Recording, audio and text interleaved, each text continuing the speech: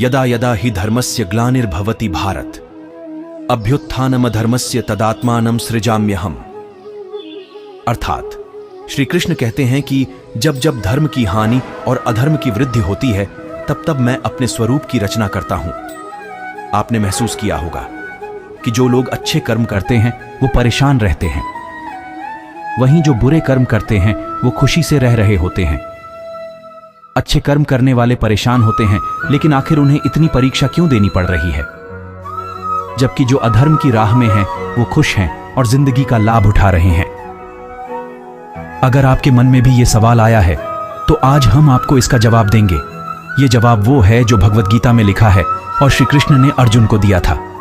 भगवद गीता में वर्णित कथा के अनुसार जब भी अर्जुन के मन में कोई दुविधा होती थी तो वो श्री कृष्ण के पास पहुंच जाते थे। एक बार की बात है, अर्जुन ने भगवान श्री कृष्ण के समीप आकर कहा कि वो दुविधा में है और इसका जवाब वो श्री कृष्ण से चाहते हैं। श्री कृष्ण ने पूछा कि क्या सवाल है। अर्जुन ने कहा, मुझे ये जानना है कि अच्छे लोगों के साथ हमेशा बुराई क्यों होता है, वहीं बुरे लोग खुशहाल दिखते हैं। अर्जुन के मुंह से ऐसी बातें सुनकर श्री कृष्ण मुस्कुराए और कहा, मनुष्य जैसा सोचता है और महसूस करता है वैसा कुछ नहीं होता है, बल्कि अज्ञानता की वजह से वो सच्चाई नहीं समझ पाता है। अर्जुन उनकी ये बात समझ नहीं पाए। इसके बाद श्री कृष्ण ने क्या कहा वो जानते हैं। श्री कृष्ण ने अर्जुन से कहा, पार्थ, मैं तुम्हें एक कथा सुनाता हूं, उसे सुनकर तुम समझ जाओगे कि हर प्राणी को उसके कर्म के हिसाब से ही फल मिलता है। प्रकृति हर किसी को अपनी राह चुनने का मौका देती है। अब वो मनुष्य की इच्छा पर निर्भर करता है कि उसे धर्म की राह चुननी है या अधर्म की। कथा शुरू करते हुए श्री कृष्ण ने कहा, एक नगर में दो पुरुष रहा करते थे। एक पुरुष व्यापारी था जिसके जीवन में धर्म की बहुत महत्ता थी। वो पूजा पाठ में यकीन रखता था। वो हर रोज मंदिर जाता था और दान धर्म भी करता था और हर रोज भगवान की पूजा करता था। वहीं दूसरा पुरुष बिल्कुल विपरीत था। वो हर रोज मंदिर तो जाता था, लेकिन पूजा करने नहीं बल्कि मंदिर के बाहर से जूते चप्पल चुराने। उसे दान और धर्म से कोई लेना देना नहीं था। समय बीतता गया और एक दिन बहुत जोर की बारिश हो रही थी। इस वजह से मंदिर में पुजारी के अलावा कोई नहीं था। ये बात जब दूसरे पुरुष को पता चली तो उसने कहा कि ये सही मौका है मंदिर का धन चुराने का। पंडित से नजर बचाकर उसने मंदिर का सारा धन चुरा लिया। उसी समय धर्म कर्म में विश्वास रखने वाला व्यक्ति भी मंदिर पहुंचा। दुर्भाग्य से मंदिर के पुजारी ने उसे ही चोर समझ लिया और चिल्लाने लगे।